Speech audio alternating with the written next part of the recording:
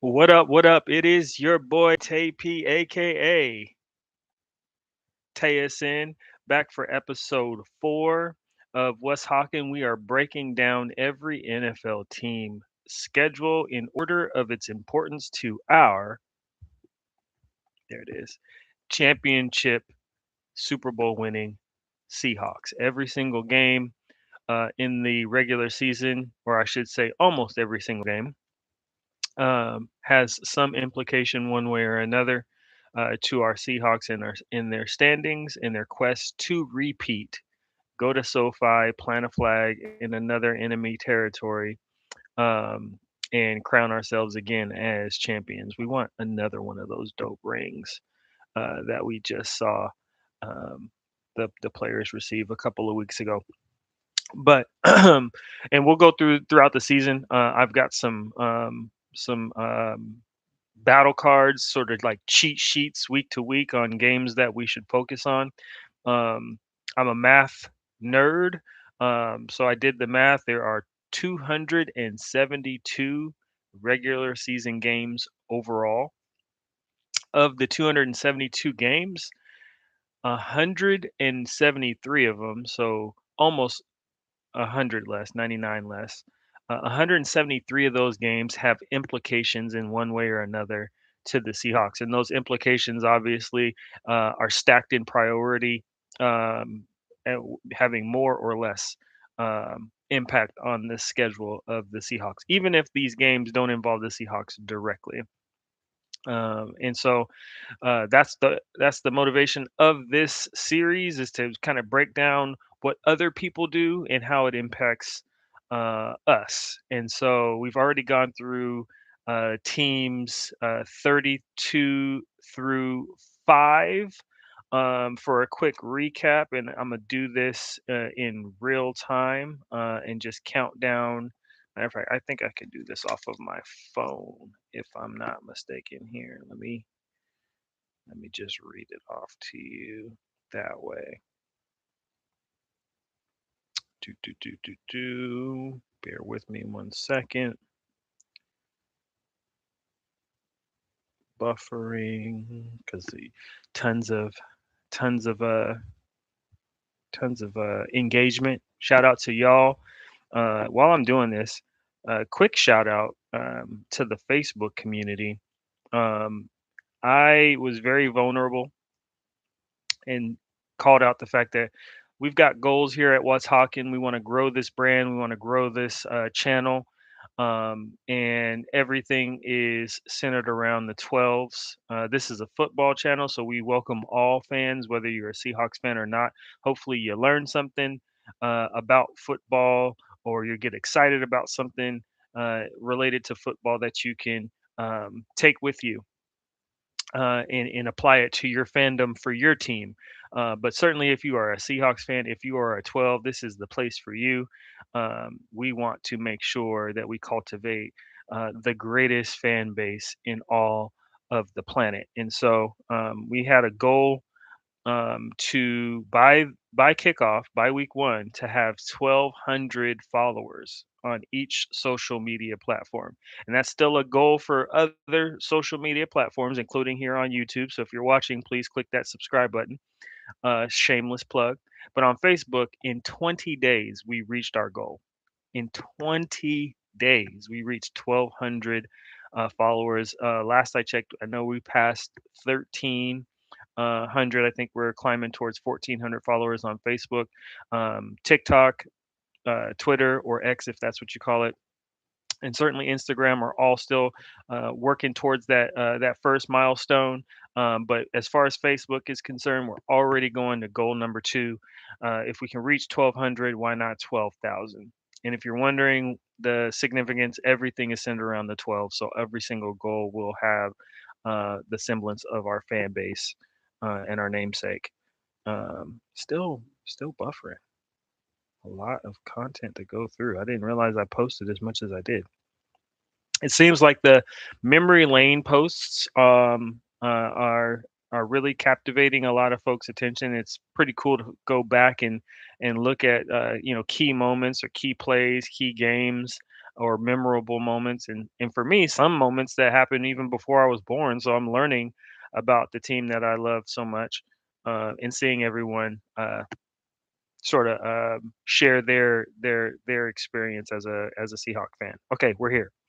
So we've gone through the teams 32 through 5 in terms of ranking, and I'll just quickly read them off. 32 was Cleveland, the Browns. 31, the Tennessee Titans. 30, Colts. 29, Bengals. 28, Ravens. 27, Steelers. 26, Texans. 25, Jaguars. That's the first 8 teams. If I'm not mistaken, all of those teams do not have an NFC West team on their schedule whatsoever. They don't face us, they don't face the Cardinals, they don't face the Rams or the 49ers. So, quite literally, they could all go 17 and 0 or 0 and 17. And for the most part, it just doesn't impact us. But then we got 24, the Jets. 23, Dolphins. 22, Buffalo Bills. 21, the Saints. 20, the Falcons. 19, we've got the Tampa Bay Buccaneers. 18, we've got the Detroit Lions. 17, the Vikings. 16, the Packers.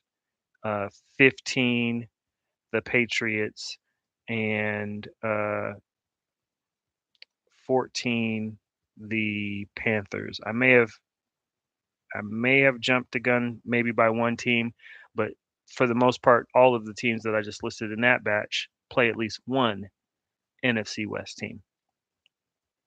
Um, 14, Chicago Bears. 13, Las Vegas Raiders. Um, yeah, 11, we've got the Chargers. 11 were the Chargers. 10 were the Chiefs. Um, 9, the Broncos. 8, the Giants. 7, the Commanders. 6, the Dallas Cowboys. And 5, the Philadelphia Eagles. Those last 8 teams that I just named, every last one of them play all 4 of the NFC West teams. That was in episode 3. And we kind of broke down the key weeks and the key games that we need each of these teams to either win or lose, depending on who they're playing within our division.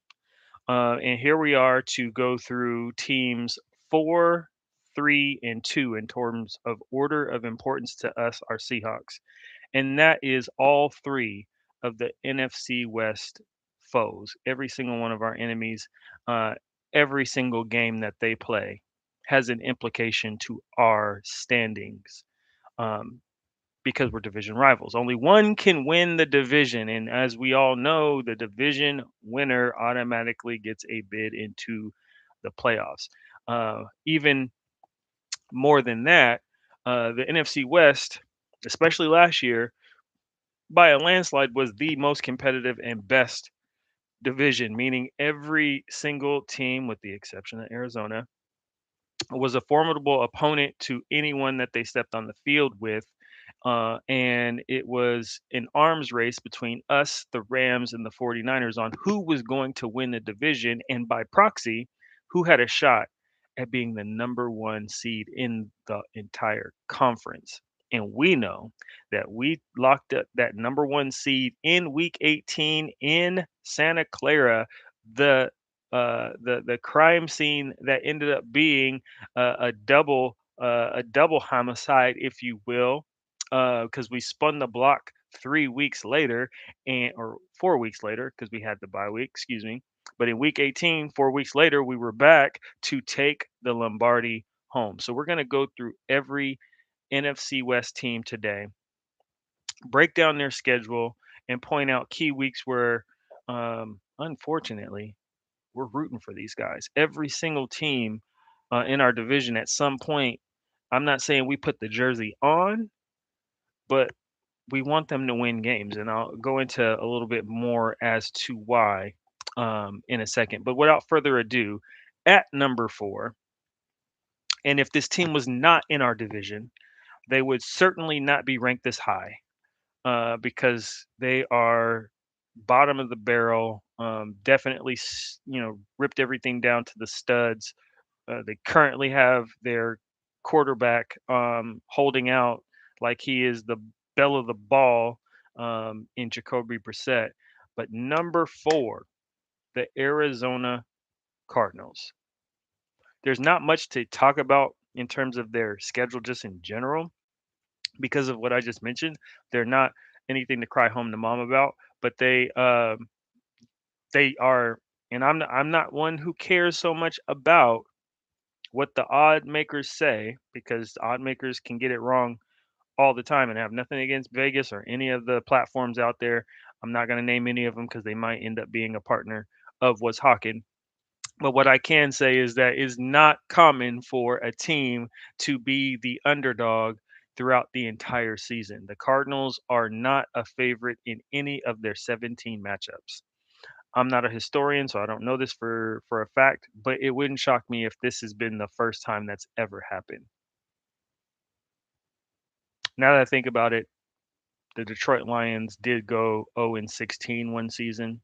I'm sure odds makers didn't necessarily have them favored throughout the season, but I don't know that. And maybe going into the season, they were favored for a game or two. Who knows? But this is 40, 50, maybe even 60 days out as of today between now and the kickoff to start their season, and they're already expected to lose every single game. So it's no shocker they don't have any primetime games on their schedule. The Cardinals have 5 of their divisional matchups before their Week 14 bye week. No shocker there. The Week 14 is the latest a bye week can happen. So quite literally, at the end of the bye week cycle is where the Cardinals catch a break. So it's not shocking for them to have most of their divisional games before then.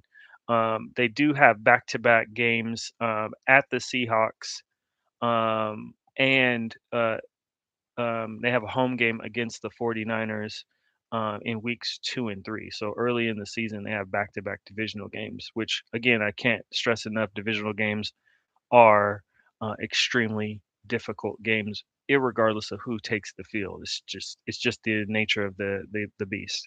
A team can be 0 and 16 in the final game of the season. They're going to play their hardest against their division rival.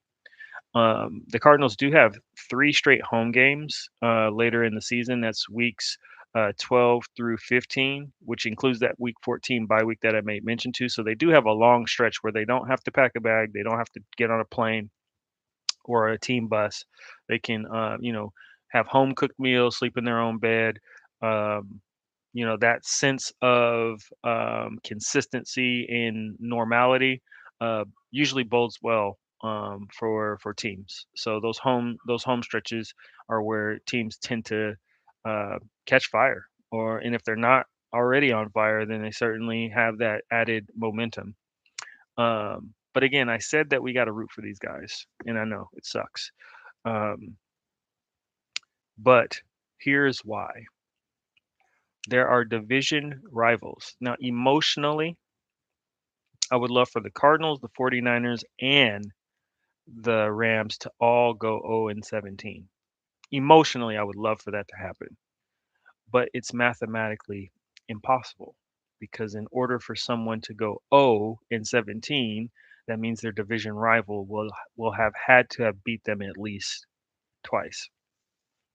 And in the case of having 3 of them, that means 6 games. So there's 6 wins out there that we don't necessarily want to go to any of our foes. If there's anyone that goes 0 and 6 or 6 and 0, excuse me, against their division rivals, it's gonna be us. So what does that mean for all those other divisional rivals? We need them to split every single um, um, rivalry. So we need the Cardinals to split with the Rams and the 49ers.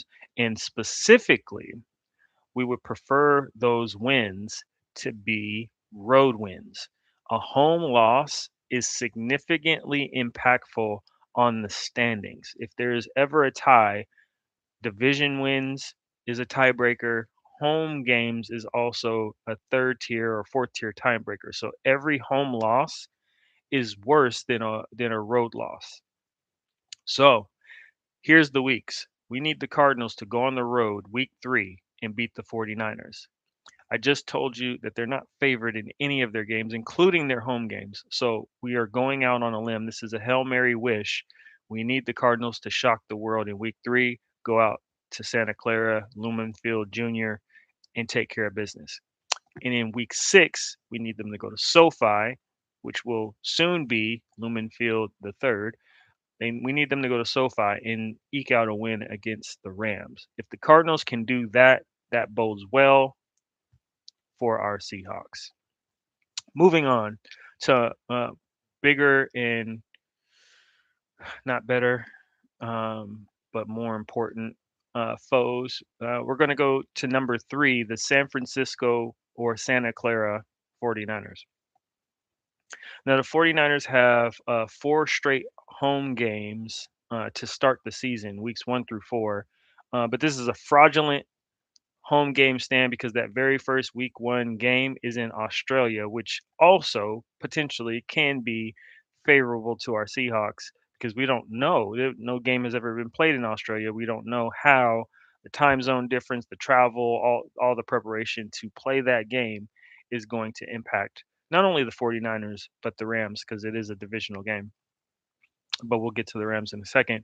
We don't know how that's going to impact them. But nonetheless, weeks 2 through 4, they're in Santa Clara, and again, we just talked about it. Being at home is an advantage, especially for a long stretch of time. So they got 4 straight home games to start the season. They've got 4 primetime games this year.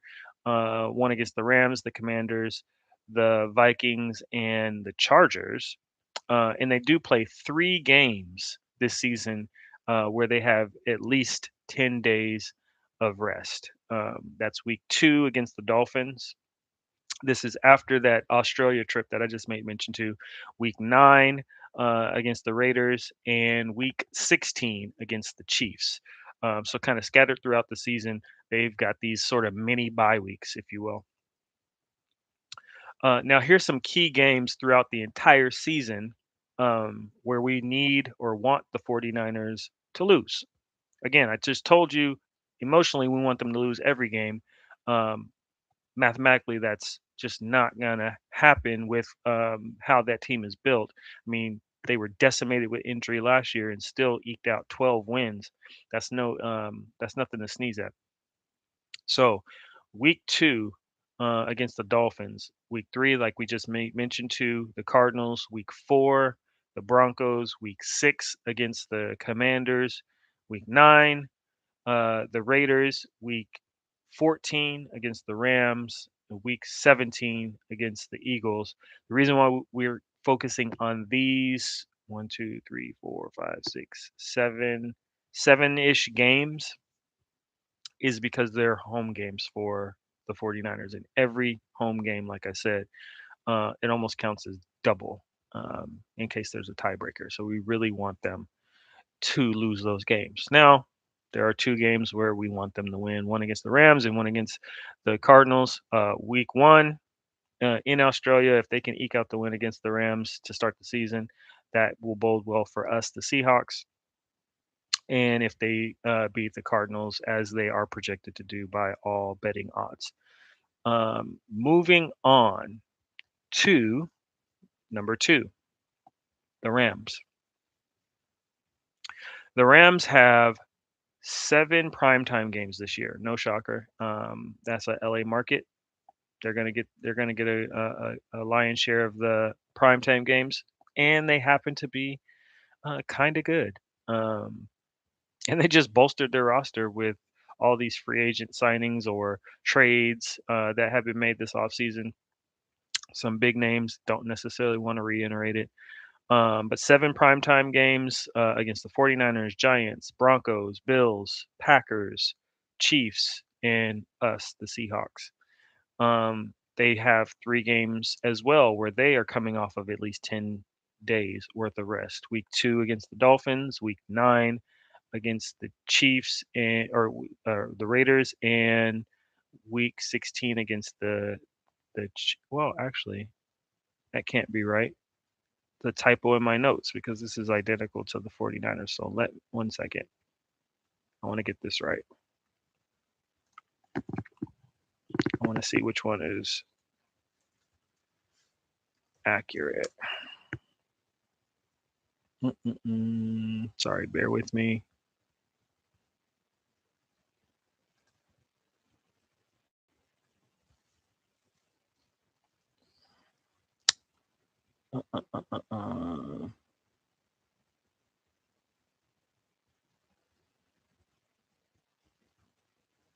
Oh, you know what? I don't have to look that way. I got it right in front of me here. Let me go to the Rams. Um, they have 10 days worth of rest in week 2. It's not the Dolphins. It is the Giants in week 2. In week 12, they've got 10 days worth of rest against the Packers. And in week 14, they've got 10 days worth of rest against the 49ers. Sorry about that. I'm glad I caught that in real time. Um, so yeah, 3 games where they have what we'll call mini buys, um, and then key games that we want them to lose.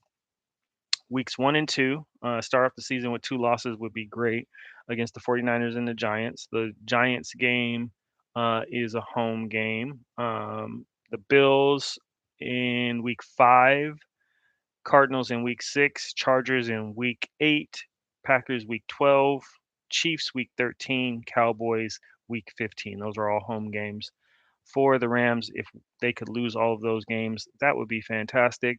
In the 2 games that we want them to win, week 10 against the Cardinals, week 14 against the 49ers. So in a perfect world, all 3 of our division rivals would go 2-15 for the entire season. In a perfect world. I know that sounds odd. Hopefully the math made sense. Um, because if any one of those go 0-17, that means that our division rivals have got uh, swept um, their opponent, both of them, no matter who the 3 are. So if it's the Cardinals who go 0-17, which they are, they are projected to do by all odds makers, that means that the Rams and the 49ers have swept them. Obviously, we have as well, but we want to be the only division rival that sweep them. So we want every single one of our rivals to split their 2 games against one another, and preferably we want the road teams to win every single one of those games. Hopefully that makes sense. So that concludes the 3 teams in the NFC West who are not the Seahawks, which means when we go to episode 5, it'll be a full breakdown of the schedule that matters the most, which of course is our own. We'll break down every single game, um, why it's important, the rest that we can anticipate, how it may impact. We're going to do a full breakdown of our own, deeper, a deeper dive than what we've done with any of the other 31 teams. So we'll continue this series. Will wrap it up in episode 5. Again, thank you for everyone who has either tuned in live or maybe perhaps you've caught us on the um, um, you've caught us through the clips on Instagram or Facebook, or maybe you've watched this video after it's posted. But we appreciate you all.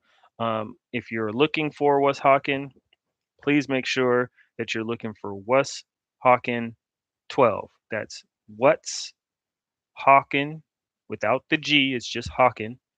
What's Hawkin 12. We're on Instagram, Facebook, Twitter, or X, TikTok, and of course here on YouTube.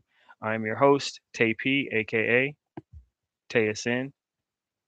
Peace.